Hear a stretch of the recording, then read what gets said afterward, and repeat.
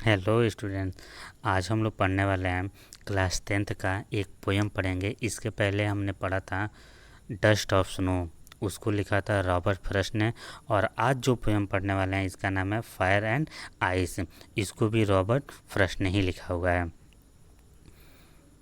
तो इस पोयम को पढ़ने से पहले हम लोग ये चीज़ जानेंगे कि कुछ लोगों का मानना होता है कि ये जो संसार है वो नफ़रत से भर चुका है, और ये जो नफ़रत है इतना ज़्यादा बढ़ गया है तो एक न एक दिन ये नफ़रतों से ही ये संसार ख़त्म हो जाएगा।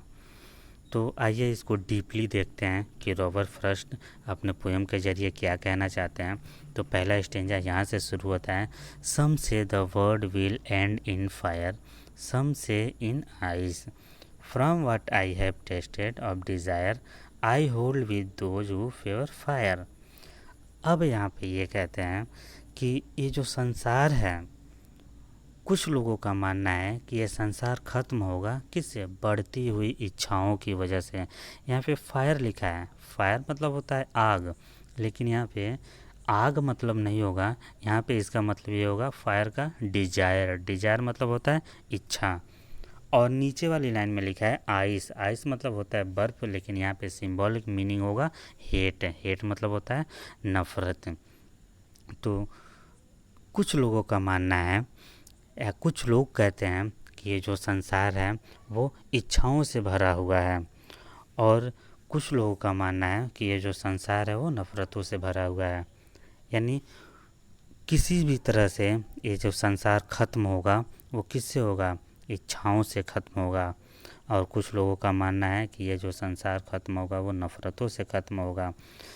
From what I have tasted of desire, Robert Frost कहते हैं, लेकिन जब मैं इस चीज़ को मैं अपनी नज़र से देखता हूँ, आई hold with those who fire, यानी मैं उनके साथ हूँ, यानी उनके पक्ष में हूँ जो फायर के साथ हैं, यानी इच्छाओं के साथ हैं। यानी पोएट ये कहना चाहते हैं कि जो लोग ये फेवर करते हैं, कि ये मानते हैं कि जो संसार है वो इच्छाओं से भरा हुआ है और यही इसका अंत होगा, तो उनके लिए उनके पक्ष में रॉबर्ट फ्रॉस्ट हैं, यानी ये पोएट हैं, उनके पक्ष में है कि वो भी यही मानते हैं कि हाँ इच्छाओं से ही ख़त्म होगा। लेकिन सेकेंड स्टेंजा में आइए वो देखते हैं वो क्या कहते हैं। सेकेंड स्टेंजा में वो ये कहते हैं कि but if it had to perish twice, I think I know enough of hate to say that for destruction's eyes is also great and would suffice।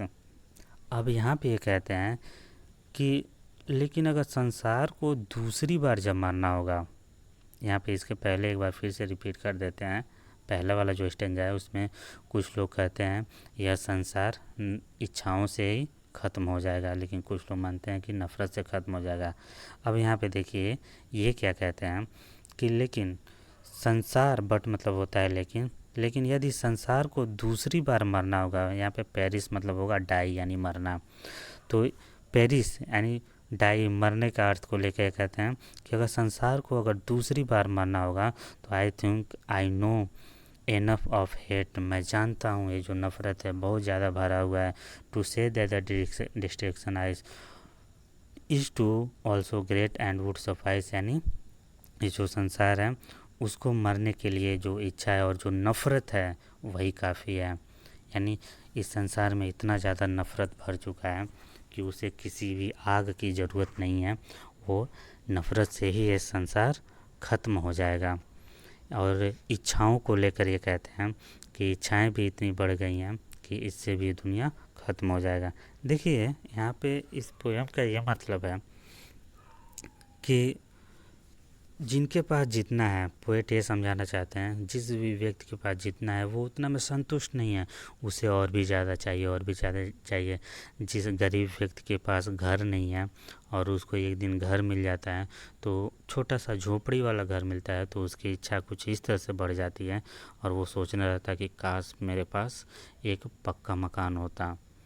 यानी उसके अंदर लालच ये थी कि काश उसके पास सिर्फ एक घर होता, छोटा सा ही घर, लेकिन जब उसके बाद घर मिल जाता है तो वो पक्की मकान के बारे में सोचने लगता है। जब पक्की मकान मिल जाता है तो और भी ज़्यादा बंगले के बारे में सोचने लगता है, और भी ज़्यादा महल के बारे में सोचने लगता है।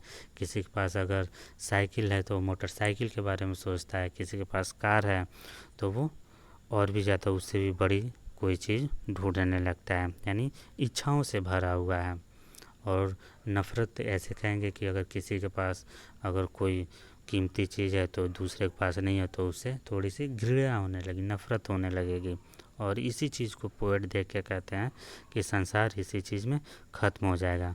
तो यहाँ पे मैं आप लोग को बताना चाहूँगा कि डिज़ायर कम रखिए, यानी जितना में है आप लोग, यानी जितना आपके पास है उतना आपके लिए बहुत है, उतना में खुश रहिए, मेहनत कीजिए और आगे बढ़िए। अब आइए इस पोएम के राइमिंग को देख लेते हैं। फर्स्ट लाइन में लिखा है फायर, तो यहाँ पे फायर का राइमिंग बनेगा डिज़ायर। थर्ड लाइन में डिज़ायर। और सेकंड लाइन में लिखा है आइस, तो आइस का जो सेकंड स्टेंजा है उसके लास्ट लाइन में लिखा है ट्वाइस, तो आइस का क्या हो जाएगा ट्वाइस। और इसी तरह से आइस, एक और नीचे लिखा है आइस, तो आइस का हो जाएगा सुफाइस। और देखिए यहाँ पे लिखा है हेट, तो हेट का हो जाएगा ग्रेट, यानी हेट का राइमिंग ग्रेट हो जाएगा। तो इस तरह से ये पोएम यहीं पे ख़त्म होता है। और आशा करता हूँ ये पोएम आप लोग को समझ आया होगा।